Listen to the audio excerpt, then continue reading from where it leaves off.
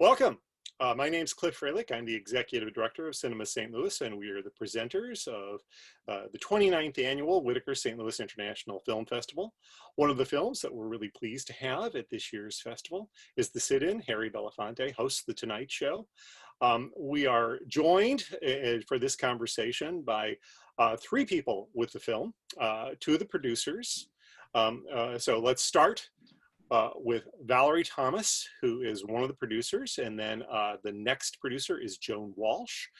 She also sort of is the origin of the film in the sense that I think this evolved out of an article she wrote for The Nation. And then last but absolutely not least, Yoruba Richen, who is the director of this particular film. So let's begin with Joan, I suppose, since she's the person who to some degree, I guess, initiated the project. Can you talk a little bit about how you stumbled across this unfortunately sort of forgotten aspect of media history, and actually much more than just media history, but civil rights history. So at any rate, Joan, can you start and just give us a little brief summary of how you encountered this story? Well, yes, and I kept second guessing myself because I couldn't believe that no one knew about it. But it's actually in Harry Belafonte's memoir from like 2012 or 2013. So it's not entirely hidden. But I was reading it and I was kind of like, what?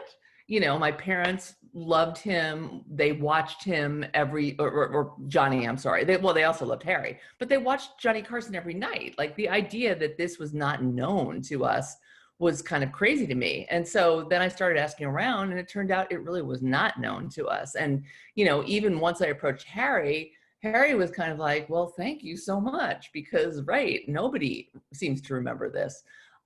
So I read it. I thought it could be a documentary, except I don't know how to do that. I had to get other partners. And then I just kind of calmed down and said, well, I'm a writer. I'll just write about it. And that's what I did. And then, you know, it took off from there. So first, before we move on to the actual film itself, what was the reaction to the article when it was published? Were other people just as surprised at this forgotten moment in history? Absolutely. A lot of people, you know, wrote to me, wrote to The Nation. That's how we found Johnny's secretary from the time, Ginny Beauregard, who was just like, I can't believe that no one, you know, I remember this. She was like a 20 something at the time. She was just so interested in trying to bring it alive. And then we definitely got some reach out from people who wanted to make it into a documentary or even a scripted film. But so I was at MSNBC at that time, and my friend Joy Reid invited me on. And at the end of our little segment on her then morning show, now she has a primetime show, she was like, this is a documentary, you know? And I was like, yeah, I know. I just don't know how to do it. And then we just ran away with it. And we grabbed Valerie on our way and then grabbed Yoruba. So it was quite the thing. So let's pass the baton then to Valerie to let her talk a little bit about the evolution of the documentary. Talk a little bit about when you first became aware of the project, and then how you set about making it into a film, and then when you recruited Yoruba. Sure. Well, Joan and Joy and I spent some time figuring out how we thought the story should be told. And we also realized that we needed some money to do that. So we wrote a fairly long proposal, and we actually we applied for a Ford Foundation grant, which we got. And that was a huge boost to the project. And it was right, I think we also then partnered with Big Beach, which is the production company that we produced the film with. And they were fantastic partners all the way through, but not only did they put some money into the film, but they also gave us office space, editorial space, you know, suites and things like that. And those seem sort of basic, but without that kind of support, it's really hard to get a project moving, you know, push it up the hill. At that point, we brought Yoruba in, and I think we actually did the first interview with Harry before Yoruba was brought on, and that was a crucial thing to get Harry's cooperation and blessing. And then, sorry, that's my dog. And then to actually interview him. And it was an amazing interview. It was about 2.5 hours long. And that was the bedrock really for and we knew at that point, okay, we have a film, we have Harry, we have stories that weren't in Joan's article, it was beginning to expand at that point. So I think around then is when we brought Yoruba in, and then it really moved pretty steadily at that point. It was a fairly blessed process, unlike some documentaries that can take 10 years. This took maybe 2, 3 at the most. We were able to interview a long list of people that we had, on our list, and we were able to start cutting, and it was really pretty, it's pretty great at that point. So before we move on to Yoruba to talk a little bit about her role as director, how did you identify who it is you wanted to helm the film as director? As a director, we wanted the best person we could, who could tell the best version of the story. So I actually reached out to a bunch of people in the documentary community, and I explained what we were endeavoring to do and what the story was. And several people suggested Yoruba, and she was the first person that we met with. And it was corny, but it was love at first sight. We had a great brunch together, and I think we all walked away saying, well, that's done. Like, we love her. We hope she wants to do it. And we didn't look back. I mean, it was really obvious that she was not only the right person, but that we were going to make a really good team. Okay, let's now again pass the baton to Yoruba, and I'll let you talk a little bit about obviously your being brought onto the project, but then how you helped shape the film, how you moved the project forward. The challenge, obviously, with this was, as those of most people watching this will have seen the film, obviously, at this point, so they know that NBC tragically erased the tapes that were the true record of everything that transpired over that memorable week. So knowing that you didn't have, you had some, but not much of what the record was. So how did you decide to proceed? And I'm sure you did this in conjunction with the producers, but talk a little bit about those challenges, Yoruba. Absolutely. Well, I always say, at least we knew going in that there was no footage. It wasn't a surprise that there was only that hour of footage. So when Joan and Val and I met and we started talking about the film, besides, figuring out fairly soon that that we would make a great team, and had a similar vision in terms of what we wanted, what we thought the film could do. We also knew that the way to tell this story was through not only Harry and the interview with Harry and the subsequent interview that we got with him, but also through the archive and through the amazing archive of the guests. The guests were so phenomenal, and we knew that there was tons of, amazing, beautiful archive of all the artists and entertainers that were there during the week, and figuring out who was still with us that we could also interview and that could help tell the story of the week. And making a film is always a process, from literally in the beginning, the challenge of how to tell this story, whether you have the footage, whether you don't have the footage, how do you structure this film, is always the question. And I think one of the things that we began to realize is that though it's not a biography of Harry Belafonte from birth to death, it's really a film about how Harry, the amazing entertainer, multi-hyphenate superstar, saw the world in this one week in 1968 when the US was, deeply divided, deeply racially with the war, culturally at a touchstone, and how Harry saw this time period, and him bringing on these people who were his friends, who were at the center of this storm, specifically Dr. King and Robert Kennedy, and who of course were assassinated a couple months afterwards, but also bringing it to a mainstream audience. And I think that is the sort of radicalness about what he did. As we all know, there are only 3 channels, right?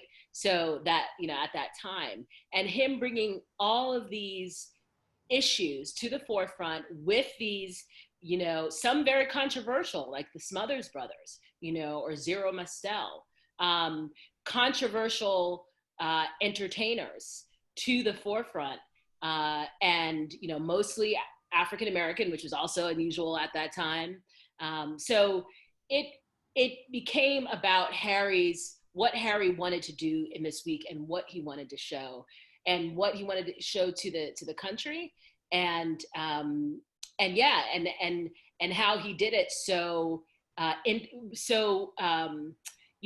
it's in an entertaining way, and a political way. And I think that's what we realized, this is what this film was about.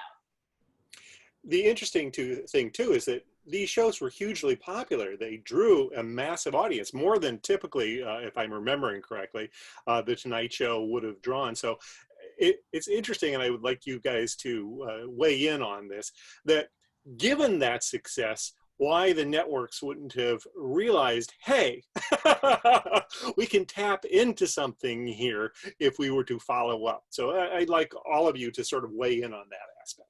Well, I'll just jump in. One of the things that I'm realizing in doing in this film and other projects around African Americans specifically in entertainment, there seems to be, there'll be a little bit of opening, right? So Harry hosts the Tonight Show for a week, and then there's a closing, right? And we don't have another Black talk show host consistently till Arsenio in the 1990s. And you can look at that pattern in other ways in terms of, another example of the growth of the burgeoning of Black independent film in the 1990s, and then a closing. We're in another space today. We hope it won't be a closing, but a lot of us have seen that pattern before. So that's one thing that, I think it can be a pattern in Hollywood, and in the entertainment industry in terms of Black entertainers. Yeah, I mean, Yoruba is so right. So many times in our lives, we're told whatever we're doing, or if we're doing something that's pushing the envelope, well, the market just isn't there for that yet, so sorry, we're just going to have to wait. But the market was totally there for that. And the market has been there for that before. There is not just a Black audience, but a white audience, a multiracial audience that wants to see things like this, and that wanted to see it back in 1968, which I would not have guessed, to be quite honest. I would not have guessed what that market would be like until we started doing the research for this piece and learning how big the audience was. And maybe it's also like having a Black president. Well, you got, you did that, you got the popular vote, but the doors are going to slam shut on this now too. So. Yeah, I mean, I think talking about today, it would be, I think Joan's right that the answer is always, oh, well, the market just can't bear that, that studies have shown, whatever. But there's such an obvious appetite for diversity, whether it be, color of one's skin, gender, sexuality, economic, everything in this, particularly in this generation. The idea that there's not a successful talk show right now, a late night talk show that represents that and, explores that is insane. And I think that if there were one, it would be a success.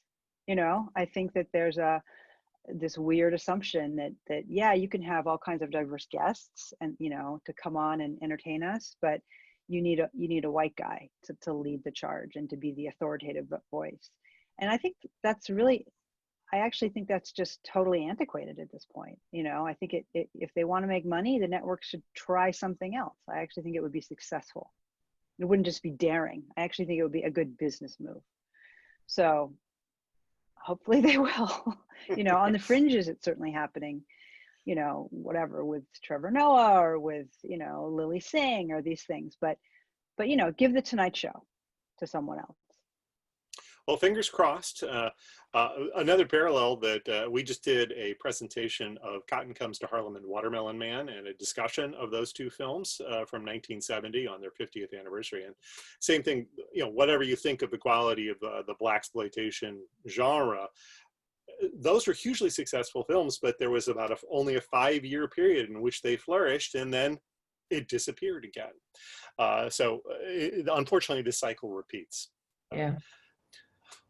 Let's talk a little bit about who you were able to secure to participate in the documentary, as far as the guests who were there back in 1968 and that are still with us, and then who you most regret not being able to secure. So whoever wants to handle that one, feel free. Aretha. Can I just jump out and say Aretha? Probably. Yeah. Because we weren't that far off. I mean, we were trying, and then she passed. She passed in the middle. Yeah. I mean, so there were only really a handful of people who were still alive who were on that week. We got Buffy St. Marie, which was amazing. We got to go to to Montreal and actually see her perform and then interview her. And that was an incredible treat. We got Dionne Warwick, which was also an incredible honor. Petula Clark. We got Petula Clark again. She tells that amazing story. So, you know, there were a small handful. There really weren't. I mean, Sidney Poitier is still with us, but we understand that he's not, you know, fully present. So it's not like there were tons of people who were still alive and we just Frida Payne. You know, we got Frida Payne. We got Frida Payne. We tried to get the Smothers Brothers, both of whom are still alive. Again, one of whom I think is not in, you know, fully great health. Very hard to actually reach some of these people. We didn't actually reach out to people who are still alive and get passes. It was just difficult to actually get to them. I don't think. Yeah, nobody actually passed. So we feel fortunate that we got the people we got, but it was, you know, it was a struggle because most of the people had passed. Yeah, well, obviously it's quite. Although it's quite distant now as far as the number of years, by the same token, it's still hugely relevant.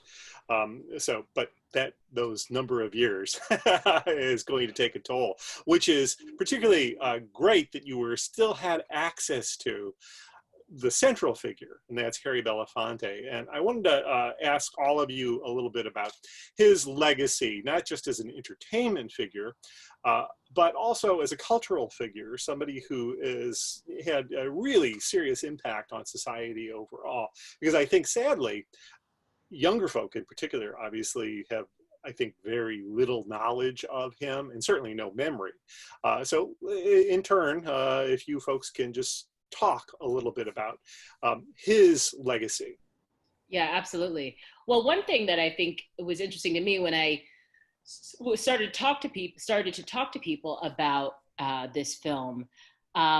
First off, he has an international, you know, he's internationally known. So people from other countries who grew up in immigrant families, families who were immigrants to this country, really had a really strong reaction to him because he was in some ways, you know, he was so universal in his activism and his music.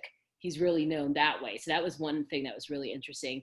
But I do think young people don't know, you know, the extent of his impact in terms of entertainment and in terms of activism. And quite frankly, I feel like I didn't know it until I started making the film. You know, I knew he was an activist. I knew he was, you know, an entertainer, but the depth of his sort of superstardom as an entertainer, you know, one of the people say one of our commentators says in the film, like, for him to be such a superstar at a time during legal segregation, you know, there are only a few people like that who transcended those racial boundaries. I think of Harry and I think of Sammy Davis Jr., you know, like that's it. It's, you know, multi-hyphenate, incredible performers. And then Harry had that ongoing activism where he was bringing the civil rights movement to entertainers, right? And to the you know, the Black entertainers and the white liberal entertainers. And then he was also bringing it, you know, as we see this week, to such a mainstream audience. And of course, his relationship with Dr. King, and that deep, deep relationship, and his ongoing relationship with the Kennedys, his relationship with the Kennedys. So it's very, the tentacles are his legacy. The tentacles are very, are very deep. And, I'm so happy that we were able to, to bring all his legacy to life in this 1 week. Yeah, I mean, he really got involved with the Dream Defenders after Trayvon Martin died. He has tried, very hard at this point in his life, when he can't travel as easily as he once did or whatever, to be present for this movement in this moment. And so, but he can't totally be there, so I that's what I thought Yoruba did so well, was just bring all those strands together, and I hope really let a younger generation know, because Harry's been trying as best he can on his own, and for all these years, not just 50 years ago, but it gets harder as you get older. And so, that's what I love. Like, my daughter's 30, and when I get texts from her friends saying, "Oh my God, I saw your film and I had no idea," like, that's what I live for, to be honest. Because that's what we need, is for people to know how hard not everybody, but a lot of people have been fighting for so long, and you're not alone. We're still in this with you, and he's still in it with us.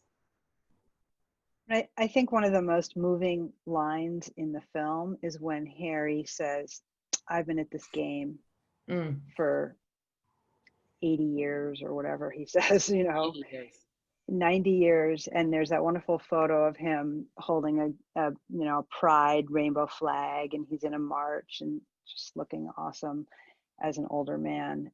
And it's both incredibly inspiring. You're like, holy, he's been an activist doing this, like Joan said, kind of both loudly and quietly, right, for decades and decades and decades. But the point of that sentence in the film is, why do I have to keep doing this? I will keep doing it, but I shouldn't have to. Like, how long do we have to do this? And it's really a very poignant line for me. Like, yeah, you should be able to rest. Yeah. We all should, but you in particular, because you've been doing this for 90 years. Yeah. I wanted to talk a little bit about the 2 interviews that were preserved, and Yoruba mentions the fact that because Harry had such a strong relationship with both Dr. King and also Senator Kennedy, he was able to bring these people to a wider audience, but also the way in which they behave with him was probably significantly different than what we would see if somebody else had been conducting that interview. So I'd just like you to talk a little bit about your thoughts when you first saw those interviews. Yeah, I mean, as it's pointed out in the film, we don't see Dr. King, making jokes.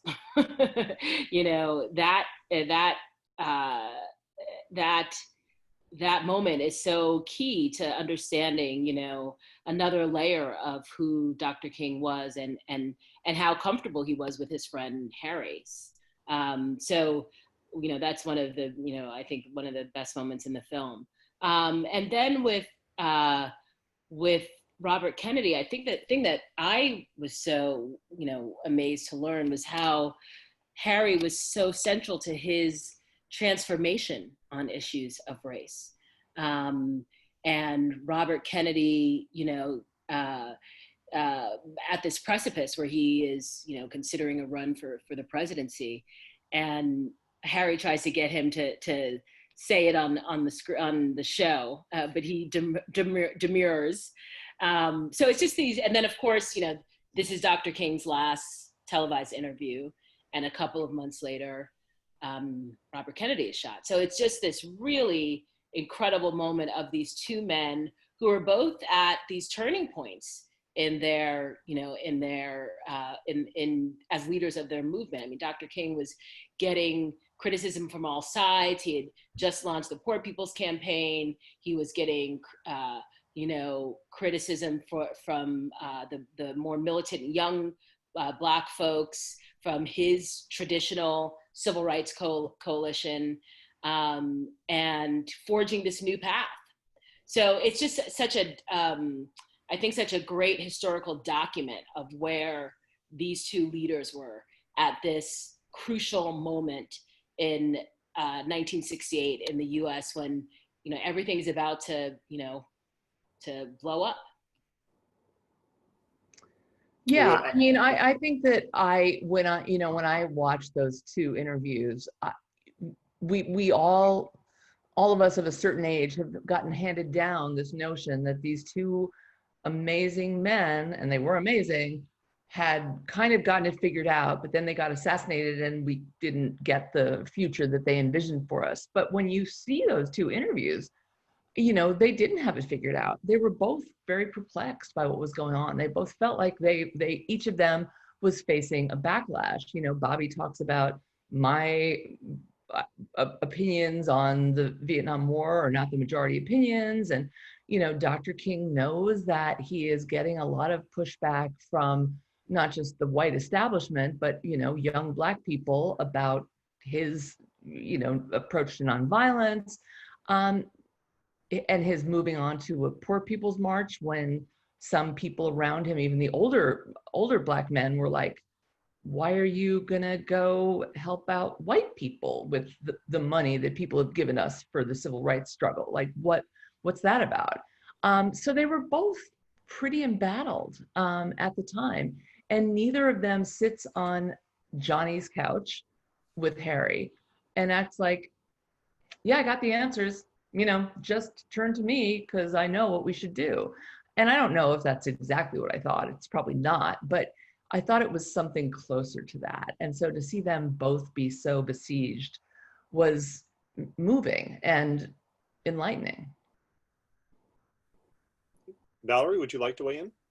Just briefly, I mean, I think what's interesting about the King interview is that people of our generation have been handed down a certain set group of images and footage that we've all seen over and over and over again if we've been watching, you know. And so this was obviously new, but it's mentioned in the film that he really wasn't on television very much, because why would you put Martin Luther King on television in prime time? Certainly on a major network, you know, there were only 3.